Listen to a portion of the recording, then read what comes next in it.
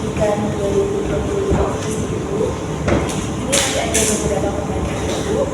Untuk yang pertama, bagaimana pendapat Ibu tentang kesiapan mahasiswa PPL saat pertama kali datang ke sekolah, terutama yang dari IPA? Oke, kalau menurut Bu Betty sih, teman-teman dari PPL Provis sudah lumayan siap secara fisik maupun psikologis, walaupun mungkin belum 100%. Kalau diambil persentase mungkin sampai 85%. Karena apapun dunia sekolah yang nyata maupun dunia kampus kan beda. Jadi mungkin masih ada sedikit khawatiran di sana. Terima kasih. Lalu, apa saja kelebihan mahasiswa PPL yang Ibu Oke, kalau biasanya kita biasa pegang UKRIS maupun UKRIS. Nah, kelebihan dari mahasiswa UKRIS itu adalah biasanya ditempatkan di SMA 1 itu biasanya pilihan. Jadi hampir semua komponen layanan yang harus dilakukan di BK itu insya Allah 90% sudah dikuasai. Kemudian yang tahun ini begitu dapat 2 mahasiswa, alhamdulillah sudah cukup matang secara psikologis maupun secara akademisnya, sehingga tidak terlalu banyak kesulitan ketika melaksanakan PPL. Terima kasih. Lalu untuk pertanyaan yang selanjutnya, apa sih Bu yang perlu ditingkatkan bagi Risma dan Andrea sendiri untuk lebih baik nantinya? Ya, oke. Untuk peningkatan, satu, rasa percaya dirinya harus ditingkatkan. Kemudian kreativitasnya mungkin akan lebih baik lagi kalau lebih meningkat. Kemudian itu kemampuan berkomunikasi dengan siswa, kemudian kedekatan, empati, terus chemistry-nya dengan siswa itu perlu ditingkatkan lagi. Walaupun secara teori akademis sudah oke, tapi memang untuk chemistry menjadi BK itu kan berproses, nggak bisa tiba-tiba.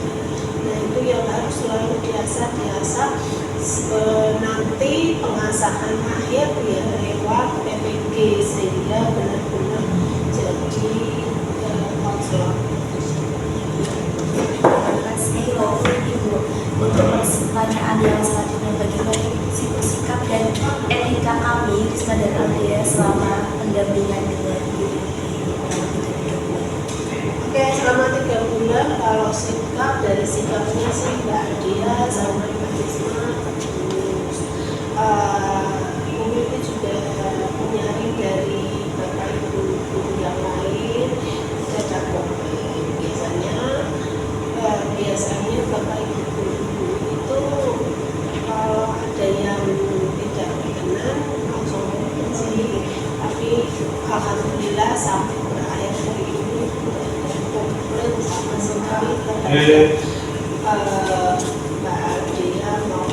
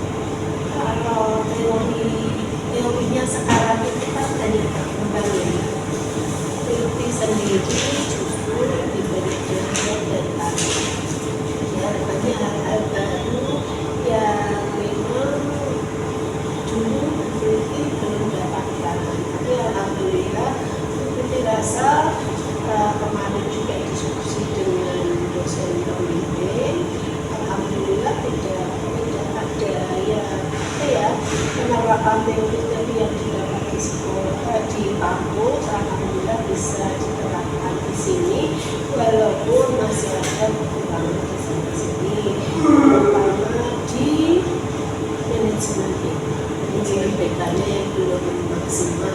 Kalau yang lain, insya Allah. Terima kasih untuk yang selanjutnya. Apakah sendiri merasakan bahwa itu memberikan manfaat dengan kehadiran Wisma dan Atlet? Ya ada sih manfaatnya, terutama sharing ilmu tadi. Berarti jadi dapat ilmu baru, tambahan ilmu baru, update ilmu baru dari kalian yang masih fresh graduates di keilmuan. Karena kalau memang idealnya itu setiap 10 tahun itu seorang guru harus kembali ke kampus untuk update ilmunya. Cuma yang seperti itu kan sangat sulit dilakukan, biayanya juga gede. Nah, dengan ketemu ada UPL kita bisa update ilmu juga. Terima kasih kemudian untuk pertanyaan yaitu kiranya saran dari itu untuk program PPL ke depan dan untuk Wisma dan Atlet.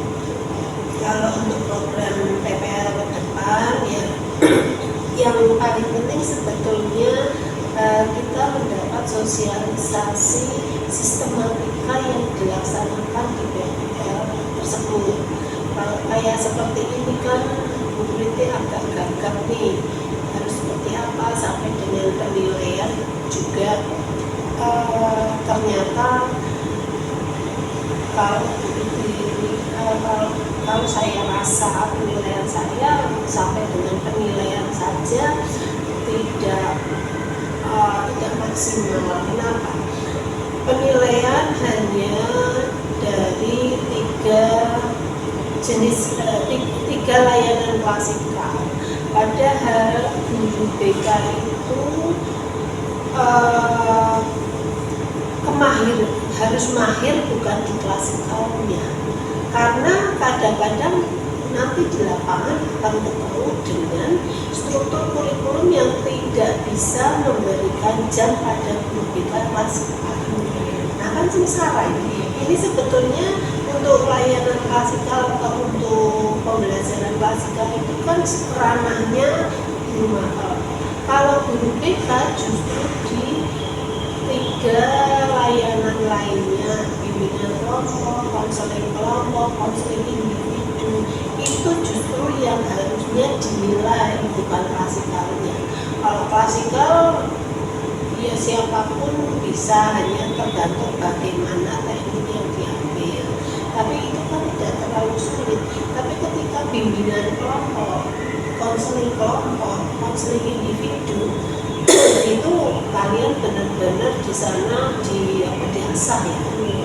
Bimbingan kelompok misalnya, bimbingan kelompok itu kalau menggunakan pendekatan harus bisa menggunakan pendekatan itu untuk membuat dinamika kelompok yang ada di sana yang sedang kalian hadapi bisa berkembang.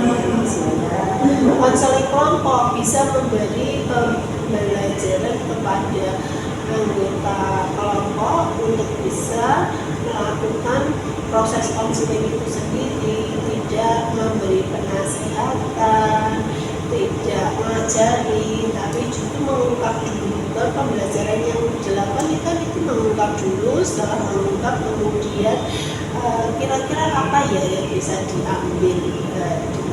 diambil untuk dibuat sebuah keputusan yang terbaik. Itu kan sebuah pembelajaran kepada konseling.